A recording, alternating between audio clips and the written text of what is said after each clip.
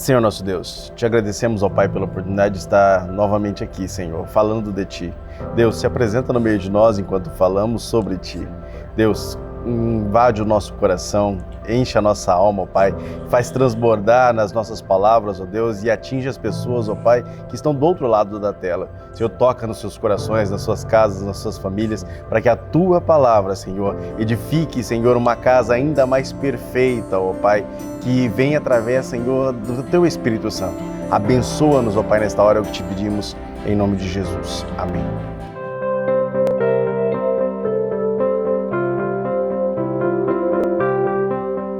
A paz, Senhor, meus irmãos, estamos aqui novamente no Templo da Assembleia de Deus, Ministério do Belém, Presidente Prudente, para mais uma aula da Escola Bíblica Dominical do segundo trimestre de 2021.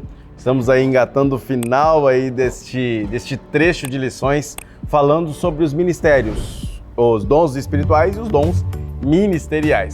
Especificamente agora, estamos tratando dos ministérios e falaremos acerca do ministério de mestre ou doutor, lição de número 10.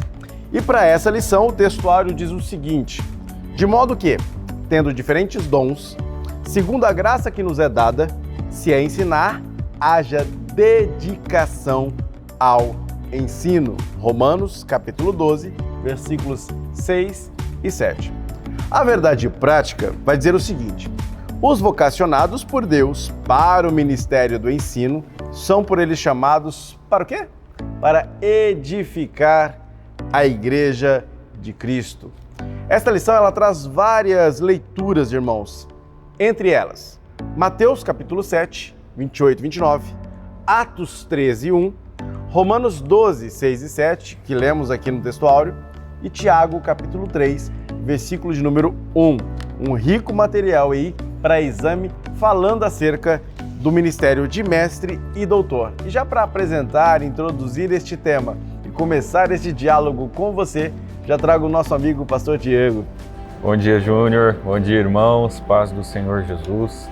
Alegria podermos estar juntos mais uma vez, no intuito de subsidiar a você, professor da Escola Bíblica Dominical, com relação a este depoimento que nós temos na perspectiva do pastor Renovato.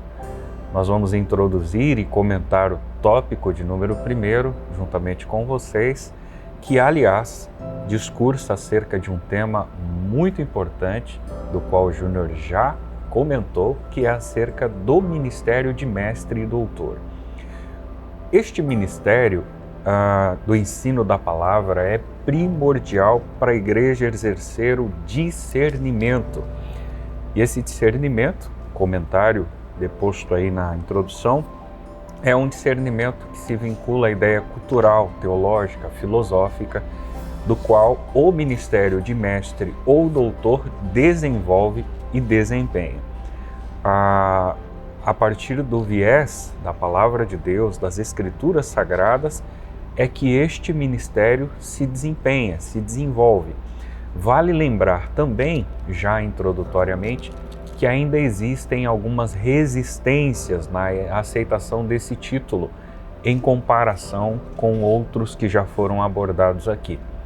O que quero dizer que comumente você ouvirá um tratamento normal dado a pastor, a evangelista e a qualquer outro ofício, até de apóstolo, mas encontrará um pouquinho mais de resistência e dificuldade quando o assunto é mestre ou doutor. Esse tipo de comportamento e de tratamento, mais enfaticamente, ainda não é comum no meio cristão. Partindo para o tópico de número 1, que fala sobre Jesus, o mestre por excelência, nós percebemos, num primeiro momento, um discurso acerca do mestre da Galileia. E o pastor Elinaldo começa apresentando o Senhor Jesus como um doutor incomparável, haja vista que de fato ele o era. Não dá para fazer nenhum tipo de comparação com o ministério de Cristo, que atingira o ápice e a perfeição em todos os seus ofícios. Com relação a doutor, era um sujeito incomparável. Comumente, Jesus, nos evangelhos, é chamado de rabi, com a ideia de um mestre superior. Os seus sermões, ensinos, discursos eram inflamados pelo amor às pessoas, o que diferenciava-se dos escribas. Aliás, você tem essa argumentação disposta nesse ponto inicial.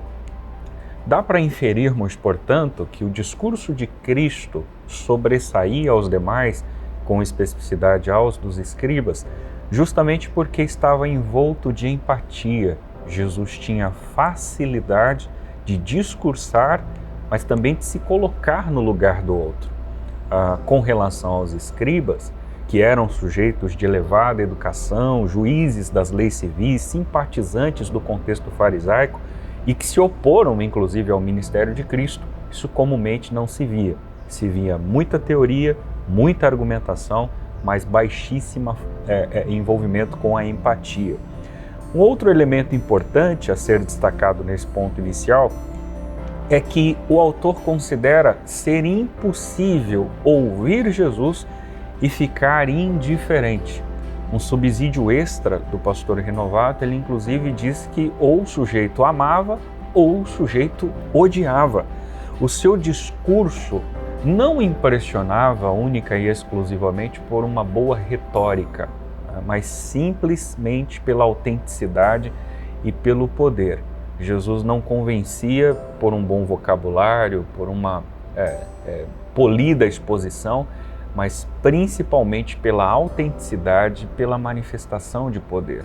Haja vista que os seus sermões, dos quais estão dispostos no Evangelho, são seguidos por curas, por milagres, por ocasiões maravilhosas, das quais a gente pode encontrar nas páginas neotestamentárias. O mestre divino é um assunto secundário nesse tópico de número 1, e aqui nós temos a citação de uma figura importante para o contexto judaico, que era Nicodemos, sujeito que você conhece, descrito no capítulo 3 do Evangelho conforme João, que reconhece Jesus um personagem incomum para o seu tempo. Aliás, Jesus é chamado pelo menos 45 vezes de mestre ao longo do Novo Testamento. Nós sabemos e lembramos a história de Nicodemos, que vai encontrar com Cristo num período hipoteticamente inadequado, justamente para não ser reconhecido pela sociedade em função da função que ele dispunha. E ali ele tem um encontro com Cristo e toda a sua competência, a sua habilidade, a sua versatilidade que ele tinha com relação às Sagradas Escrituras, a partir do discurso de Jesus, ela se desconstrói, a ponto que ele não consegue ter um entendimento claro do que era nascer de novo. Jesus constrói uma homilia, dá a ele a explicação de que esse nascimento não era do ventre, mas era o nascimento da água e do Espírito, e aplica um texto áureo da Bíblia que você reconhece também dessa forma. Capítulo 3, versículo 16, nós temos o texto sacro onde Deus amou o mundo de tal maneira, uma maneira indescritível, inenarrável, a ponto de enviar o seu Filho unigênito para que todo aquele que nele crê não pereça, mas tenha a vida eterna. Acredito que a partir deste versículo é possível ter uma impressão de como era o discurso de Jesus. Reforço a ideia que não se pautava única e exclusivamente numa boa retórica, mas em autenticidade e manifestação de poder. Por fim, nós temos um último discurso apresentado por Renovato, que é a figura do mestre da humildade. Em outras lições, nós já abordamos o contexto da humildade. Se você visitar a playlist, você vai conseguir entender. Mas aqui, com um pouquinho mais de afunilamento na discussão, nós percebemos que, em vias de fato, Jesus era o mestre da humildade. Ele assegurou esse discurso num primeiro momento, lá em Mateus capítulo 11, quando falava acerca da troca do jugo e dizia, olha, o meu é um jugo leve e suave. Aliás, eu sou um sujeito de coração manso e humilde. Jesus já havia discursado sobre a sua humildade. Mas aqui, com especificidade no capítulo 13 de João, nós percebemos a praticidade dessa humildade. Jesus leva esse contexto até então aparentemente teórico para a prática. Capítulo 13 demonstra isso porque ele vai lavar os pés dos discípulos. E esse contexto, que em algum momento um teórico ou outro pode levar para uma outra linha de entendimento, e isso é compreensível, nós percebemos, até há um discurso muito relevante feito pelo pastor Hernandes Dias Lopes, no comentário expositivo da Agnus, que ele faz sobre João, onde ele faz uma citação de D.A. Carson que é bastante relevante. Quando eles chegam de Betânia para aquela sala, para o início da festa da Páscoa, era comum, por virem de longe os pés empoeirados, que se fizesse uma higienização. E essa higienização era cultural no costume judaico, mas geralmente feita pelo servo, por um escravo, e de preferência o escravo mais humilde. Mas naquela sábana não havia o servo, não havia esse escravo, então alguém tinha que desenvolver aquele papel. Nesse comentário, o pastor Hernandes evoca a figura de D.A. Carson, que faz um apontamento muito relevante. Ele diz que qualquer deles ficaria feliz em lavar os pés de Jesus. O que não concebiam era lavar os pés uns dos outros, porque você deve se recordar que pouco tempo antes estavam discutindo quem era o maior no reino dos céus. Jesus, então, diz até o pastor Hernandes num tom irônico, né? Todo mundo vendo a bacia, vendo a toalha, mas ninguém tomando a iniciativa. Jesus, então, toma a iniciativa e vai lavar o pé dos discípulos. Pedro acha aquilo algo inconcebível. O pastor Elinaldo diz que é uma cena chocante para os judeus, porque não é comum um anfitrião tomar essa posição. E naquele contexto, considere comigo que o anfitrião é Jesus.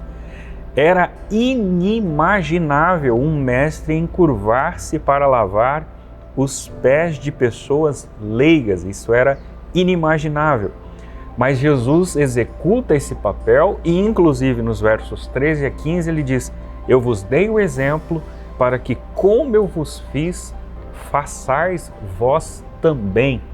Respeitando os pensamentos diferentes dos nossos com relação a essa aplicação que Jesus faz, nesse mesmo comentário expositivo, pastor Hernandes diz que o que Jesus teve em mente não foi um rito externo, o chamado lava-pés, mas uma atitude interna de humildade e vontade de servir. Essa frase eu achei sensacional. Na verdade, Jesus nocauteia a disputa por prestígio e desfaz as barracas da feira de vaidades. Jesus está mostrando para os discípulos: olha, aqui nós estamos nivelados. Se eu estou na figura de Senhor e estou desempenhando um papel de servo, o servo não é maior que o seu Senhor, então está tudo igualitário. Jesus se rebaixa, se humilha. Jesus evoca uma descrição feita por Paulo lá em Filipenses.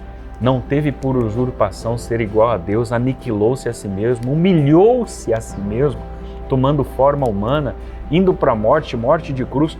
Toda aquela humilhação contextualizada por Paulo em Filipenses pode ser parafraseada. Contexto de João, capítulo 13, e com especificidade os versículos 13 a 15.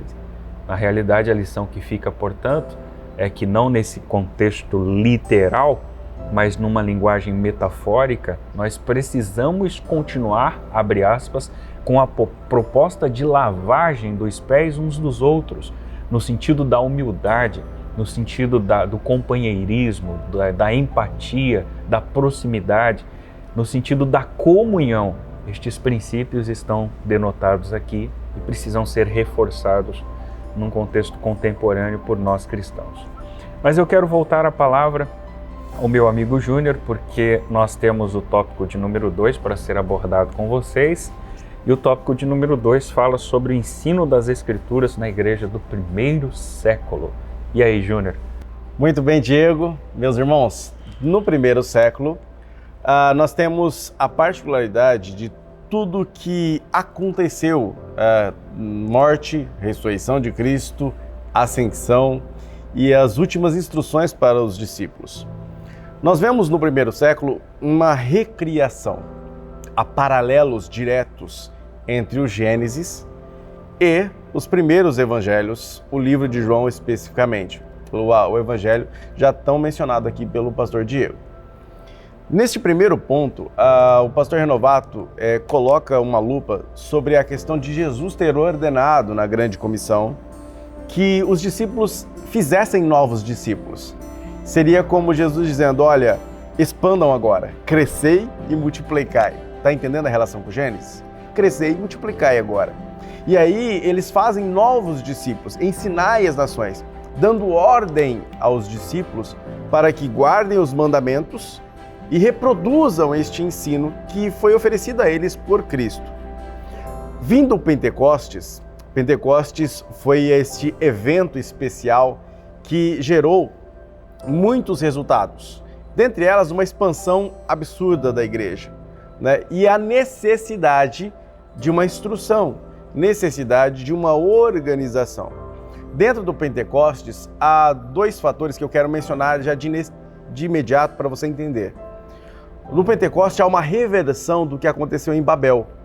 Em Babel, lembre-se bem da história, né? Nimrod, o grande caçador, o primeiro a monopolizar aí uma determinada região, a governar, a gerar essa ideia de centralização de poder.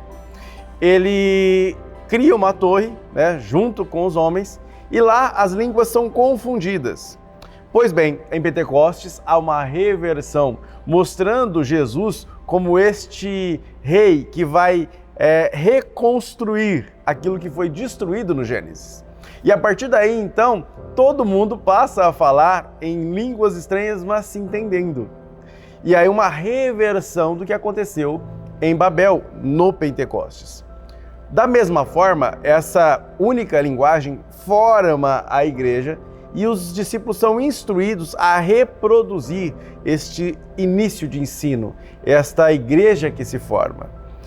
Quando, no primeiro século, Pedro se levanta no Pentecostes para discursar, há uma diferença abissal entre aquele Pedro que se encolheu diante de serviçais e negou Cristo 3 vezes e este Pedro, que é capaz de se manifestar diante de inúmeras pessoas, milhares de pessoas, e se expor em um lugar público e discursar de forma eloquente, sistemática e didática acerca de quem Cristo era.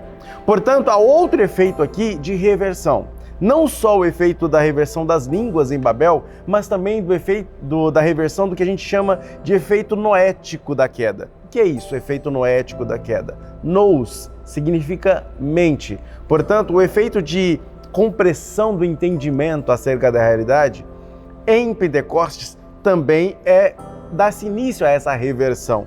E Pedro, que era ignorante, alguns chegam a chamar Pedro de quase que analfabeto nesse sentido, mas naquele momento, através do poder do Espírito, ele tem o seu entendimento ampliado e passa a fazer as conexões necessárias para demonstrar ao povo expositivamente como Cristo era o Messias esperado e Senhor de todos. Porque Pedro, nesse discurso, oferece não só a linguagem perigosa para o contexto romano de que Cristo era o Messias, o verdadeiro rei, mas também oferece um contexto espiritual muito mais profundo, dizendo que ele era Senhor, Kyrios, no sentido de que ele também era Deus. Portanto, quando Pedro faz todas essas relações do seu primeiro discurso, ele já age como um mestre deve agir, expondo a palavra e edificando esta igreja que se inicia. A igreja se fundamentou a partir de Atos 2 nesta doutrina dos apóstolos, nestas escrituras, neste início de reversão daquilo que tinha acontecido com a queda em Gênesis. Portanto, quando vemos a igreja crescer exponencialmente, percebemos que as suas bases estão diretamente ligadas à exposição da palavra e à edificação através do ensino. Também na perseverança da comunhão, da empatia, da amizade e do repartir, do compartilhar entre os irmãos. É isso que podemos retirar de Atos 2, 42, Atos 2, 43, por exemplo. O segundo momento aqui vai falar sobre essa importância de seguir esta doutrina dos apóstolos. No contexto do primeiro século, se formou um documento que para nós é conhecido como Didaquê. Eu comprei, mas infelizmente não deu tempo de chegar para esta gravação, a Didaquê. Hoje você tem acesso a ela na internet, você tem acesso a ela para comprar, que são pontos em que se diziam que os apóstolos fundamentavam a igreja, né? Fundamentavam os primeiros manuais de conduta da igreja, que demonstravam qual que era o cerne, a essência daquilo que deveria ser seguido como doutrina dos apóstolos. Esses conjuntos de ensinos ministrados pelos apóstolos formaram e fundamentaram a igreja. E a partir daí foi necessário que cada um, dentro do seu contexto, quando chegava um grego, quando chegava um romano, quando chegava um escravo, quando chegava um livre, quando chegava uma mulher, quando chegava diversos tipos de pessoas que faziam parte da sociedade e que se ingressavam à fileira da igreja nos cristãos, que se aglomeravam junto com esta igreja que se formava, foi preciso que houvesse um ensino saudável e uma constante necessidade de corrigir os rumos. Pois bem, Cristo tinha ordenado aos apóstolos que fizessem isso, ensinassem, guiassem essa igreja para crescimento. O mestre, no contexto atual, ele dá continuidade a este trabalho, fazendo com que a igreja se mantenha no rumo certo, dando fundamentação para que ela caminhe de forma altaneira, tranquila e forte diante de todas as heresias que surgem, das oposições e das perseguições, mantendo uma só linguagem. Entendeu de novo esse contexto de Gênesis e de Atos 2? Vivendo uma só linguagem dentro de uma doutrina, perseverando nesta doutrina dos apóstolos, na comunhão, no repartir do pão, nas orações. Este contexto ainda continua dentro da atualidade a partir do ministério de mestre ou doutor. E é importante que essa figura, o mestre e doutor, mantenha-se sempre dedicado a esta grande e nobre tarefa. Não há distinção entre preparo intelectual, entre formação cognitiva, entre ampliação cognitiva e estudo das Escrituras.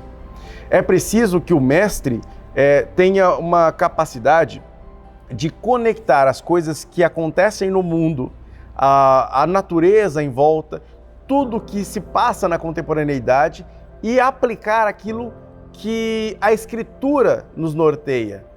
É preciso que o mestre ele faça estas conexões que muitas vezes as pessoas que vêm para a igreja não conseguem fazer. É missão dele mostrar para elas essas coisas. E este preparo intelectual é um componente essencial para isso. Muitas pessoas hoje têm um mau entendimento das Escrituras, pensando que se você ler simplesmente a Bíblia, eu vou ler a Bíblia de A a Z, vou continuar lendo de Gênesis e Apocalipse e vou, com isso, fazer com que ser mestre na igreja. Não é bem assim que funciona, meus irmãos. É preciso decorar a Bíblia por decorar, não fará você se tornar um mestre das Escrituras. A Bíblia explica a si mesma, é lógico. Porém, é preciso que a sua capacidade de assimilação também seja ampliada. E para isso é preciso preparo intelectual. Aí, essa ideia de anti-academicismo, essa ideia de que se você ler demais, a letra vai te matar, essa ideia não existe. Até porque o versículo que fala que a letra mata não está falando do estudo, e sim está falando exatamente, na verdade, do contexto da lei judaica. E quem estuda vai saber disso. Quem não estuda não saberia. E aí poderia ocasionar essas distorções que prejudicam a igreja. O mestre é este que corrige estas distorções, fazendo com que a pessoa não se prejudique com isso. Quando a igreja é edificada a partir destes parâmetros e de um ensino persistente que guia a igreja, nós podemos ver uma igreja avançar. E o exemplo no primeiro século está bem claro. Antioquia. Antioquia era celeiro teológico, né? Diz o texto que em Antioquia haviam doutores, como o texto de Atos, como Barnabé, como Paulo, como Simão, e vários, há uma lista ali de pessoas que tinham capacidade de ensinar. Antioquia se tornou um celeiro teológico ao ponto de, depois, nos próximos séculos, grandes personagens saírem daquela localidade. Um exemplo claro Inácio de Antioquia, que era um dos descendentes, discípulos diretos do apóstolo João, por exemplo, e que, na verdade, assim, indireto do apóstolo João, mas da mesma linha, e que fez contribuiu demais para a igreja no período dos primeiros séculos, primeiro e segundo século. Portanto, nós temos aí a chance de observar que o mestre é uma figura essencial para a igreja. E Tiago 3:1 faz o alerta final para este ponto. Para quem deseja ser mestre, quem deseja ensinar e fazer parte desta atribuição de direcionar e corrigir as distorções, haverá mais duro juízo. Porque afinal, parafraseando aí uma frase que o jovem vai reconhecer, com grandes poderes há grandes responsabilidades, não é? E nesta frase também há uma verdade quando Tiago diz que aquele que deseja ser ensinado também terá maior juízo. Se você deseja ser mestre, é preciso que haja zelo e dedicação, porque você não pode ser o responsável pelas distorções. Você tem que ser quem corrige essas distorções. Por isso, antes de achar que o fato de você de ter um preparo intelectual maior te faz algo mais, não. Te faz mais humilde. Te faz com que perceber que você deve descer mais ainda como servo. Porque no final das contas, quanto mais se estuda, mais se percebe que o conhecimento não se esgota. Quando você começa na caminhada, e eu vou terminar aqui, tá? Prometo. Mas quando você começa na caminhada cristã, você acha que o conhecimento é uma poça d'água. Quando você avança nesse conhecimento, você percebe que não é uma poça d'água. É um rio. E aí quando você entra nesse rio, você percebe que o conhecimento não é o rio. Ele é um oceano infindável, profundo, e você nunca vai conseguir esgotá-lo. O máximo que você faz é beber aos goles. Werner Heisenberg, ele diz o seguinte, que um copo de ciência, um gole de ciência, te faz ser ateu, mas um copo de ciência te faz ser crente. Portanto, ao mergulhar na ampliação da sua mente, no seu aspecto cognitivo, estudando de tudo e aprofundando, fazendo as suas conexões, aprofundando seu entendimento acerca das Escrituras e acerca de tudo o mais, facilita e prepara o mestre para ser esta pessoa que corrige as distorções, que vai mostrar um Deus verdadeiro para o povo. E não apenas distorções ou, como eu poderia dizer, fantasmas, a quem as pessoas muitas vezes chamam de Deus ou de operação de Deus e que, na verdade, são simplesmente distorções. O mestre tem essa função. E você, mestre, se deseja isso, por favor, lembre-se, você está sujeito a um grande mestre, seu conhecimento é infindável, incalculável e, portanto, devemos manter sempre a cabeça baixa, sabendo que nunca conseguiremos aprender tudo o que é preciso aprender para poder, assim, ensinar. E aí eu volto, terminado isto, ao ponto 3, a palavra ao meu amigo Diego, para falar sobre a importância do dom ministerial de mestre. Diego, diga aí. Exatamente, Júnior. Tópico de número 3, meus irmãos, vai falar sobre a importância do dom ministerial de mestre. Aqui nós temos algumas outras abordagens vitais para esse ministério.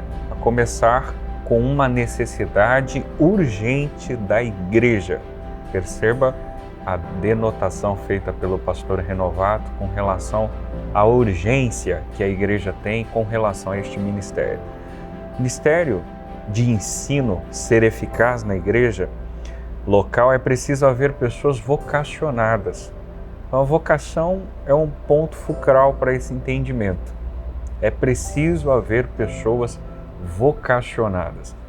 O Júnior já comentou alguns assuntos relacionados a isso, só quero reforçar que esse ministério, portanto, ele é um ministério que inicia por algo dado por Deus e não necessariamente uma cria que se dará em um ambiente teológico, por exemplo. Nem todo sujeito que for para uma academia teológica se tornará um mestre. Isso não é regra. Porém, esse chamamento, essa vocação inicial dada por Deus, obviamente que ela vai precisar ser aperfeiçoada, melhorada. E estes ambientes farão com que esse chamamento se aprimore e se aperfeiçoe. Os mestres, os ensinadores que recebem este dom, eles cooperam diretamente com a liderança da igreja. O único cuidado que estes sujeitos agora precisarão ter é compreender o seu lugar, que não é a ocupação do executivo, do pastoreio do rebanho. Existe alguém com outro ministério desenvolvendo este ofício. O papel do mestre é assessorar, é acompanhar, é cooperar para a estruturação, para inclusive a maturação do corpo de Cristo. Logo, com esse discurso, o mestre vai precisar trabalhar muito bem para não se ensorbebecer, que é um risco muito grande. Júnior comentou, e nós reforçamos, que ele não poderá se orgulhar daquilo que ele faz a ponto de se ver em um patamar mais elevado do que outrem. Ele precisa se ver em um contexto nivelado, contudo, com um chamamento específico para dar clareza a assuntos que são mais polêmicos e mais complexos. O pastor Elienay Cabral faz um apontamento, que na realidade o pastor Elinaldo faz essa pesquisa, citando o pastor Elienay, dizendo que igrejas sem este perfil tendem a ser fracas espiritualmente. Logo, é fundamental, mais uma vez a gente reforça essa ideia, o ministério de mestre ou doutor para a Igreja de Cristo, justamente por conta do seu ministério dar clareza, entendimento e estruturação para a Igreja do Senhor Jesus. O ponto segundo fala sobre a responsabilidade de um discipulado contínuo. A máxima colocada aqui pelo pastor Renovato é que o Senhor Jesus chamou-nos para ser os seus discípulos por toda a vida.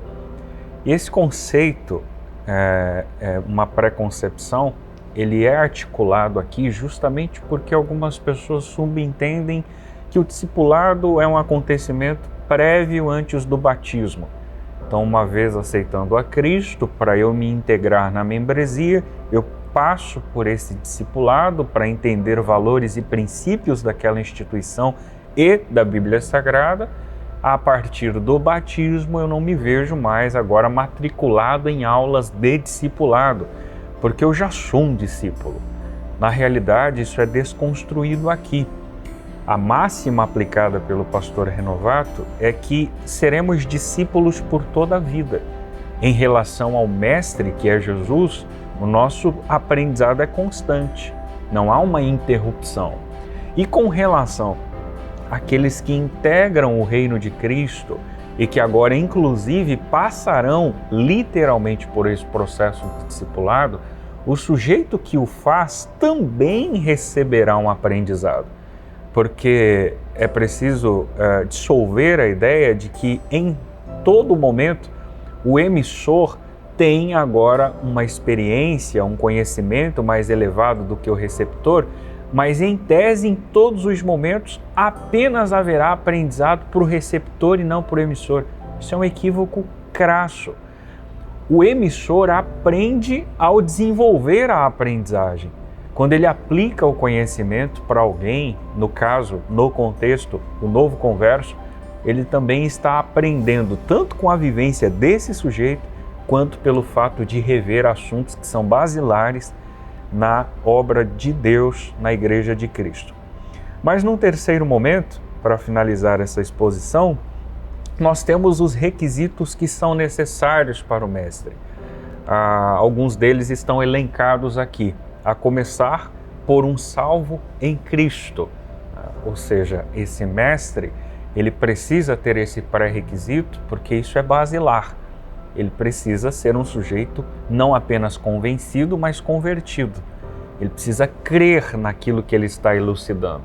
Se eu estou fazendo uma homilia, se eu estou aplicando um ensinamento, uma prédica, enfim, seja para um um ambiente macro ou micro, seja um contexto pessoal ou coletivo, eu preciso desenvolver isso acreditando piamente naquilo que estou dizendo. Aliás, um apontamento feito pelo pastor Renovato é que, infelizmente, existem pessoas que não creem naquilo que ensinam. Então, isso é muito possível que o sujeito aplique uma teoria que sequer ele mesmo acredita. Agora, isso é um contraponto absurdo. Eu preciso, num primeiro momento, isso é primazia, acreditar naquilo que pretendo dizer, naquilo que vou dizer. Não faz sentido eu dizer para as pessoas fazerem aquilo que falo, mas não o que faço. Não faz sentido fazer esse tipo de aplicação. Um outro apontamento feito no ponto 3 é sobre o hábito de ler. E não faz para mim não é nenhum tipo de peso, pelo contrário, faço isso com muita leveza, até porque conheço a maturidade do Júnior, mas eu estou aqui do lado do Júnior, que é um amigo e que é um ávido leitor, e que, por sinal, inclusive, faz diversos aconselhamentos nesse sentido, faz diversas indicações nesse sentido para mim, para o Rony e para várias pessoas. Eu sei que o Júnior aí lê dezenas de livros por ano, e isso é uma virtude. Talvez você não consiga ter esse mesmo acompanhamento, mas se o seu objetivo, se o seu ministério, se a sua vocação é para ser um mestre, você precisa ter o hábito de ler. Ler em espécie primordial a Bíblia Sagrada, que é a nossa base principal, que o Senhor reforça essa ideia com Josué no capítulo 1, para meditar nela. O Salmo 1 fala sobre a meditação na lei. O Salmo 119, verso 105 diz que a palavra é lâmpada, é luz, portanto dá iluminação, dá clareza. Mas você também precisa abrir o campo, como o Júnior já colocou, para outros tipos de literatura. E não só literaturas de cunho cristão, mas você pode ler periódicos que vão, inclusive, fundamentar você em assuntos seculares. Não há pecado nisso. O conhecimento, como o Júnior já colocou, não vai lhe corromper. Pelo contrário, ele vai lhe dar uma proximidade a Deus tamanha que, enxergando Jesus como a luz, de fato, como ele é, e nos colocando ainda mais perto dele, nós veremos o quão inesgotável é este oceano e o quão pouco nós sabemos e o quão grande ainda precisa ser conhecido dentro dessa camada chamada conhecimento. E num terceiro momento, o pastor Elinaldo ainda elenca a ideia do preparo intelectual. A Bíblia é um instrumento de trabalho do ensinador cristão e a gente precisa considerar que, utilizando a Bíblia, o mestre agora vai utilizá-la com o intuito de fazer os filtros culturais, linguísticos e exegéticos existentes nela. Nem todo sujeito vai ter a capacidade cognitiva para fazer esse filtro, mas o mestre tem. É justamente por isso que esse ministério é vital para o corpo de Cristo, porque ele vai conseguir se familiarizar com textos bíblicos e passar aquele texto, ora aparentemente complexo, de uma maneira facilitada, esmiuçada, do qual a igreja compreenderá e se edificará com essa exposição. Agora, esse preparo intelectual, ele não surge do além. A Bíblia comenta que o Espírito nos faz lembrar. Como que eu irei lembrar de algo que eu sequer conheci? Como que eu vou me recordar de algo que eu não li? Isso é impossível. Essa tese de que eu abro a Bíblia em cima de um púlpito e, assim, fração de segundos, no estalar dos dedos, vem uma iluminação sobrenatural para eu compartilhar com o auditório, isso não existe. Isso é uma história de carochinha. Tá? Isso não tem fundamento nenhum. Você vai precisar se aprimorar, se aprofundar, se especializar, ir para um seminário sério, onde você vai construir uma bagagem para lhe dar fundamentos, para lhe dar requisitos na sua exposição. Isso é fundamental. Quem lhe deu a vocação não foi esse seminário, foi Deus. Mas estes ambientes acadêmicos, uma escola dominical, uma literatura sadia, vai lhe dar fundamentos para que a sua exposição seja segura e que ela consiga atingir o coração de todos os ouvintes, beneficiando todo o corpo de Cristo.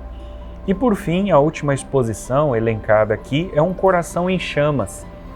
Ele evoca a figura de Martin Lloyd Jones, que dizia que a verdadeira pregação era a teologia em fogo. É vontade de Deus que o vocacionado ao ensino utilize os avanços das ciências bíblicas para pregar a palavra de Deus na força do Espírito Santo. Esse ambiente é um ambiente sagrado. Eu não vou me espiritualizar quando entro nele, mas eu já sou espiritual fora dele. Mas desce sobre esse sujeito uma graça para que aquele conhecimento prévio, adquirido, consiga ser repassado na unção do Espírito Santo. E quando a gente cita unção, quando a gente cita graça, a gente não está falando de situações paralelas acontecidas durante esse culto, especialmente pentecostal. Nós estamos falando de uma graça e de uma unção da qual o sujeito, quando expõe a palavra, o Espírito Santo, que é quem muda, quem transforma, quem modifica, quem mostra o novo rumo para o sujeito, atinge o coração da pessoa a ponto de dar a ela o entendimento devido e impactá-la a ponto dela tomar medidas bruscas, dela dar giros de 180 graus. Ela estava numa direção X, mas ela muda por uma direção Y, a partir de uma exposição feita por um mestre que tem o seu coração em chamas, que consegue nivelar a importância do conhecimento sem depreciar a importância da graça. Elas estão equiparadas, elas são equivalentes, elas fazem com que a sua canoa reme em igual modo, com a graça e com o conhecimento, para que o fim seja alcançado. Ele finaliza dizendo: precisamos alcançar as mentes e os corações dos nossos dias, e isto apenas será possível quando tivermos obreiros com uma mente bem preparada, conectada a um coração em chamas e apaixonada por Jesus. Estas são as exposições contempladas sobre esse importante ministério chamado Mestre. Acho que é isso, Júnior. Meus irmãos, o Diego sintetizou tudo que era necessário ser dito aqui, principalmente nessas últimas falas. Nós estávamos reunidos há um tempo atrás, alguns dias atrás, o pastor Samuel Padilha de Siqueira, que é pastor-presidente desta igreja, e que nos abre esta oportunidade de falar a vocês, de conversar com vocês aqui através deste canal. E ele tem essa percepção de que o preparo intelectual, o preparo acadêmico e principalmente o coração em chamas são elementos necessários para poder o ensino ser saudável. E eu estava conversando com ele, estava falando exatamente sobre este ponto que o Diego tocou. Nós temos duas pernas. Se uma for mais curta que a outra, nós já não andaremos bem. Teremos problemas para andar. Andaremos tortos ou mancaremos.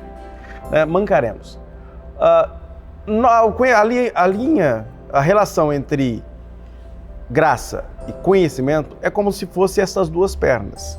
Você tem a perna esquerda do conhecimento, a perna direita da graça. Se uma for menor que a outra, se a unção faltar, o conhecimento não vai suprir. Você vai andar torto. Se o conhecimento faltar e a unção não estiver completa, do mesmo jeito, você vai andar torto. É preciso que andemos sobre os nossos próprios pés, retos, de forma correta, tanto cheios de graça, quanto cheios de conhecimento. Não pode faltar nenhum dos dois. Essa é a importância do mestre, que anda sob os próprios pés, com graça e com conhecimento, edificando o corpo de Cristo. Portanto, reverbero aquilo que o Diego já falou tão bem aqui. Estude muito e não fique com medo de estudar. Porque muitas vezes nós pensamos assim, se eu entrar em uma universidade, numa academia, num seminário, ou se eu estudar muito, eu vou ficar descrente, eu não vou ser crente, eu vou perder a minha espiritualidade. Muito pelo contrário. você evidencia que espiritualidade você tem. Se a pessoa entrou no seminário, entrou na universidade e deixou de ser crente, ela nunca foi crente. A universidade, o seminário, apenas acentuou a espiritualidade que ela já tinha, que não era nenhuma no caso. Mas aquele que realmente conhece, de falar com Jesus cara a cara, de entrar no quarto em secreto, este daí pode frequentar os lugares mais ateístas do mundo. Continuará com o coração em chamas, pois aquilo que ele conhece não é aquilo que está escrito somente, mas aquilo que ele vive. E é por isso que não precisamos ter medo, é preciso preparo para que nós possamos responder com mansidão, com temperança a qualquer um, e eu digo qualquer um, do analfabeto ao pós-doutor, que nos perguntar a razão da nossa fé. Amém, meus irmãos? E é isso, Diego. Ficamos felizes demais de, mais uma vez, contribuir com os nossos irmãos acerca das lições bíblicas. É isso mesmo, Júnior. Alegria ter você com a gente. Não se esqueça de se inscrever, de curtir, de ativar o sininho de notificações para ser avisado a cada vídeo novo e de espalhar essa mensagem acerca do Mestre para várias pessoas. Deus te abençoe, em nome de Jesus.